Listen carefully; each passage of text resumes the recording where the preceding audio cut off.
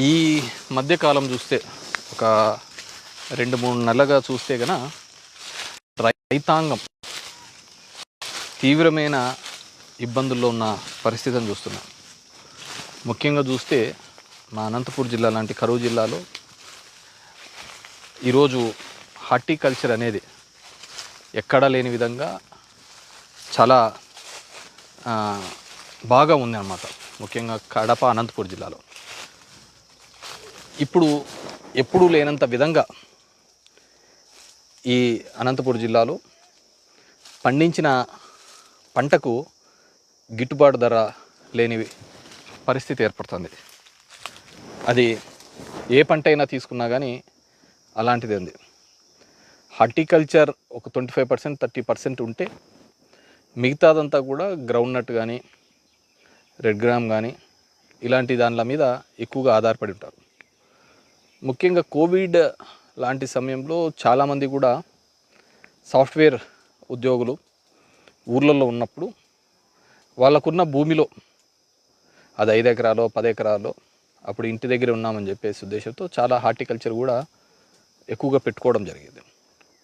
సరే, ఎందుకంటే ఆ రోజు ఉన్న రేట్లు కూడా పోయిన గవర్నమెంట్లో ఉన్న రేట్స్ కంపేర్ చేస్తే అది వేరుశెనగ కావచ్చు, కంది కావచ్చు, చీనీ కావచ్చు, అదేవిధంగా మామిడి కావచ్చు, అరటి కావచ్చు,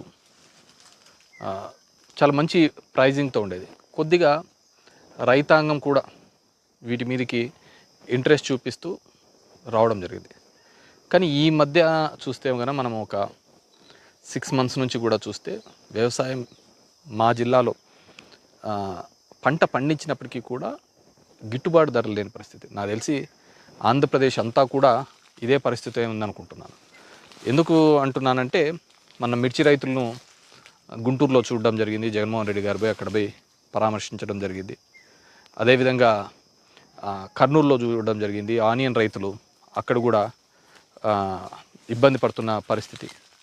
టమోటా రైతులు నిరంతరము కూడా మా ప్రాంతం నుంచి మొదలుపెట్టుకుంటే మదనపల్లి వరకు కూడా గిట్టుబాటు ధర లేక రోడ్డు మీద పడవేయడము, ఢిల్లీ కటింగ్ దోసకాయలు కావచ్చు, ఇవి కూడా కావచ్చు, వీటన్నిటినీ కూడా గిట్టుబాటు ధర లేక అలాగే వదిలేసిన పరిస్థితిని చూస్తున్నాం. అదేవిధంగా ఈ మధ్యకాలంలో చూస్తే ఒక 1-2 నెలల కిందట కూడా విపరీతమైన ఈదురుగాలు వచ్చి చాలా చోట్ల ఆ చెట్లు పడిపోయే పరిస్థితి. ముఖ్యంగా నా నియోజకవర్గంలో చూస్తే దాడితోట, దొరిగిల్లు, పినదరి ఇలాంటి ప్రాంతంలో కూడా బాగా పడిపోవడం జరిగింది. నాకు తెలిసి ఎక్కడ ఎల్నూరులోనో ఎక్కడ ఆత్మహత్యా ప్రయత్నం కూడా రైతులు చేసుకునే పరిస్థితి. అప్పుడు ఒకటి కొద్దిగా స్పందించడం జరిగింది తప్ప తర్వాత ఆ మూమెంట్కు ఏదో ఒక స్టేట్మెంట్ ఇచ్చి దాన్ని తప్పించుకోవడం ప్రయత్నం చేసినారు తప్ప నిజమైన సాయం రైతులకు అందలేదు. ఎందుకు చెప్తున్నానంటే మన చీనీ చూస్తే 30,000 40,000 ఆ రేట్లలో ఉండేది, మినిమం ఉండేది. ఈరోజు చూస్తే అది 20,000 వరకు పడిపోయింది.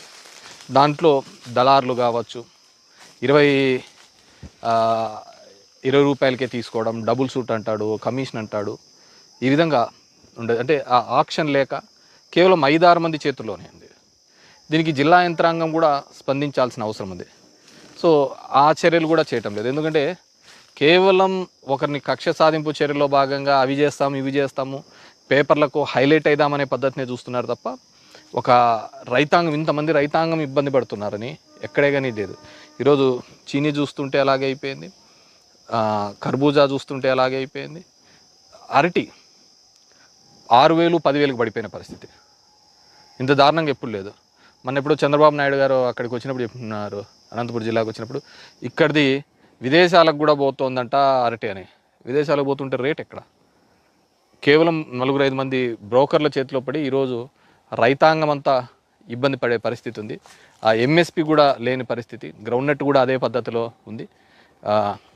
నేను మొన్న ఎప్పుడో అగ్రికల్చర్ ఆఫీసర్తో మాట్లాడి ఏమిందంటే అదేదో పచ్చ పురుగు వచ్చింది సార్, బయటికి బాగా ఏపుగా కనపడుతుంది కానీ కింద కాయలు కూడా లేవు వేరుశెనగకు అని చెప్పే పరిస్థితి. దోసకాయ చూసినామంటే 60 రూపాయలతో మొదలైనది ఇప్పుడు 4 రూపాయలు 5 రూపాయలకి రావడం జరిగింది. అంటే ఇవన్నీ రింగ్ చేస్తున్న చంద్రబాబు నాయుడు ఈ మధ్యన అక్కడ ఇక్కడ ఆపి వాళ్ళను వీళ్ళను అందరినీ నిలబెట్టి మన ఒక బార్బర్ షాప్ లేకపోవడం చూసినాము, మళ్ళీ ఒక మెకానిక్ షాప్ దో ఏమైనా కావచ్చు.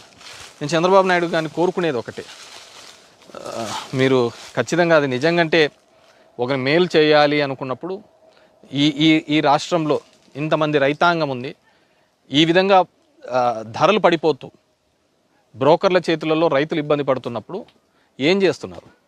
జిల్లా యంత్రాంగం ఎక్కడైనా కానీ స్పందిస్తుంది. మంత్రి అచ్చెన్నాయుడు గారు ఏమైనా మీటింగ్స్ పెట్టుకున్నాడా? ఎక్కడ కానీ మీటింగ్లు పెట్టుకున్నట్టు కనపడలేదే. ఇది ఖచ్చితంగా ఎంత ఇబ్బందులు పడుతున్నారో రైతులకు ఖచ్చితంగా వెళ్ళి తెలుసుకోండి. మీరు ఎక్కడన్నా మీటింగ్ వెళ్ళినప్పుడు మీరు వెళ్తున్న ఆ బార్బర్ షాపు, మెకానిక్ షాప్తో పాటు ఆ రైతుల తోటలోకి వెళ్ళండి, ఆకస్మికంగా వెళ్ళండి. లేదంటే ఒక మార్కెట్ యార్డ్కి వెళ్ళండి, అక్కడ మార్కెట్ యార్డ్లో ఏ విధంగా గిట్టుబాటు ధరలు వస్తున్నాయో చూడండి. మన మేనిఫెస్టోలో చాలా చెప్పినాం రండి, గిట్టుబాటు ధరలు అని అవి అని ఇవన్నీ ఎన్నో చెప్పినాం. కానీ దయచేసి ఒకసారి మార్కెట్ యార్డ్లోకి వెళ్ళండి, తెలుస్తుంది కదా ఎంఎస్పి ప్రైస్ ఏ విధంగా ఉంటుందో అని చెప్పేసి. కేవలం ఒక కక్ష సాధింపు చర్యల భాగంగానే ఇవి చేస్తున్నారు. కానీ జిల్లా యంత్రాంగం అంతకంతకు విఫలమైపోయింది. ఎందుకంటే మీ ప్రియారిటీస్లలో అగ్రికల్చర్ లేదు. మొదటి నుంచి కూడా మీ ప్రియారిటీస్లలో అగ్రికల్చర్. ఆ విధంగా అగ్రికల్చర్ ఉంటే ఒక రాజధాని కోసము మన ఒక 40 ఎకరాలు ఇంకొక 40 ఎకరాలు తీసుకొని అక్కడ పచ్చని భూములు సరే రేట్లు వస్తున్నాయని ఇంకో విధంగా ఏదో విధంగా మనం మభ్యపెట్టచ్చు. కానీ మన తిండే ఫుడ్కు కూడా గిట్టుబాటు ధర లేకుంటే వ్యవసాయం పండించాల్సిన రైతు కూడా ఇబ్బంది పడే పరిస్థితి ఏర్పడుతుంది. దయచేసి ఈ ప్రభుత్వాన్ని నేను కోరుతున్నాను, రైతులు చాలా ఇబ్బందికరమైన పరిస్థితి ఉంది. దగ్గర నెలన్నర రైతాంది అరటి రైతులకు గాలులు వచ్చి పడిపోయిన పరిస్థితి. ఇంతవరకు వాటికి ఎంత ఇస్తారో ఏమిస్తారో కూడా చెప్పలేని పరిస్థితి. ఎన్యూమరేషన్ ఎంత చేసినారో కూడా తెలియదు, ఎంతమంది రైతులు పోయినారో తెలియదు. మేము ఎవరైనా వైఎస్ఆర్సీపీ వాళ్ళని అడిగి పోయినారు అంటే నువ్వు రైతును కూడా పార్టీల పేరుతో చెప్పే పద్ధతికి ఇతను వైసీపీ ఇతను మన పార్టీ అని. నాకున్న ఇన్ఫర్మేషన్ అయితే ఒక 30-40 మంది అసలు పంటే పెట్టుకోకుండా కూడా రాసేసినారు. అదేవిధంగా 40-50 మందిని అసలు ఆ రైతులను కూడా గుర్తించలేని పరిస్థితిలో ఉన్నారు. సో ఇది నిజంగా దౌర్భాగ్యమైన పరిస్థితి. రైతు అనే వ్యక్తి చాలా ఇబ్బందుల్లో ఉన్నాడు. వాటర్ టేబుల్ కూడా, బోర్లు కూడా చాలా వరకు తగ్గిపోతున్న పరిస్థితి. అంటే బేసిక్గా సమ్మర్ వస్తుంది కాబట్టి ఖచ్చితంగా అవి బోర్లలో కూడా నీళ్లు తగ్గుతాయి. వీటిని ఇమ్మీడియట్గా రెస్పాండ్ అయ్యి మీ అగ్రికల్చర్ మినిస్ట్రీ కానీ సీఎంఓ కానీ ప్రత్యేక చొరవ చూపుకొని దీని మీద రెస్పాండ్ కాకపోతే ఈ దళారుల చేతిలో ఖచ్చితంగా రైతు నాశనం అవుతున్నాడు. మనం బయట చూస్తుంటే నేను ఎవరో చెప్తున్నాను మునగకు కూడా రేటు పడిపోయింది నిన్న అని. ఎట్లా అంటే ఎవడు ఇంటర్ఫీర్ కావటంలే. గతంలో ఒక భయం అనేది ఉండేది. ఈ విధంగా ఎవడైనా ఏంటంటే గవర్నమెంట్ నేను కొంటానని ప్రొక్యూర్ చేయడానికి వచ్చింది. నాకు ఐ డూ రిమెంబర్ పోయిన గవర్నమెంట్లో చీనీ 1,00,000 వరకు కూడా పోయింది టన్ను. ఈరోజు ఏంది 15,000 20,000 వరకు ఉంది. దాన్ని దాటాలంటే కష్టమవుతుంది. మళ్ళీ డబుల్ సూట్ అంటాడు, పర్సంటేజ్ అంటాడు. నాట్ ఓన్లీ ఇదే కాదు, వేరుశెనగలోనూ అలాగే వచ్చింది. అసలు దీని గురించి రివ్యూ మీటింగ్లు పెట్టుకుంటేనట్లు కనపడటం లేదు. అగ్రికల్చర్ గురించి ఎంతసేపు నేను కూడా రోజు బ్యానర్ ఐటమ్ చూస్తున్నాను. ఎంతసేపు ఆ పెద్ద పెద్ద బిల్డింగ్లు ఫోటోలు చూపించడము, వాళ్ళని కేసులో ఇరికిచ్చిన వీళ్ళని కేసులో ఇరికిచ్చిన ఇవి కనపడతానే తప్ప అగ్రికల్చర్ గురించి మీరు వచ్చిన ఈ సంవత్సరంలో ఎన్ని రివ్యూ మీటింగ్స్ పెట్టుకుని మీరు తీసుకునే యాక్షన్స్ ఏంటి? మీరు పెట్టుకునే యాక్షన్స్ వల్ల ఎంతమందికి రిజల్ట్ గ్రౌండ్ లెవెల్లో కనపడుతుంది. సో డెఫినెట్గా అయిపోయింది, సంవత్సరం కూడా అయిపోయింది. ఇప్పటికీ ఇంకా మీరు పొద్దున్న లేచిన నుంచి ప్రతిపక్షాల మీద ఏడుపు మానేసి ఖచ్చితంగా మీకు ఇంత మ్యాండేట్ ఇచ్చిన తర్వాత జనం దగ్గరికి వెళ్ళండి, మార్కెట్ యార్డ్స్ విజిట్ చేయండి.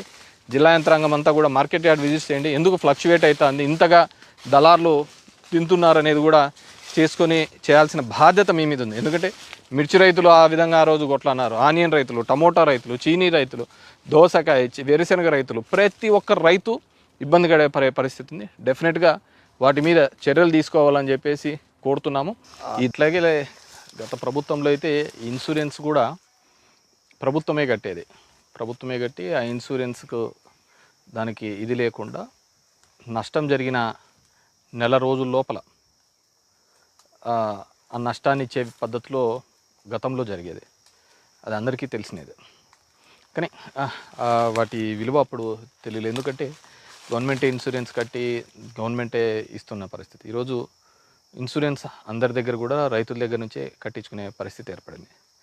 ఈరోజు మామిడి చూసినాము అంటే మామిడికి విపరీతమైన లాస్, ఆ పూత పూయేది కూడా పూత రాలిపోవడము ఇవన్నీ కూడా జరుగుతాయి. ముఖ్యంగా మా ముదుగుబ ప్రాంతం లాంటి ప్రాంతంలో మామిడి ఎక్కువగా ఉంటుంది. దాంట్లో కూడా చాలా ఇబ్బందికరమైన పరిస్థితి ఏర్పడింది.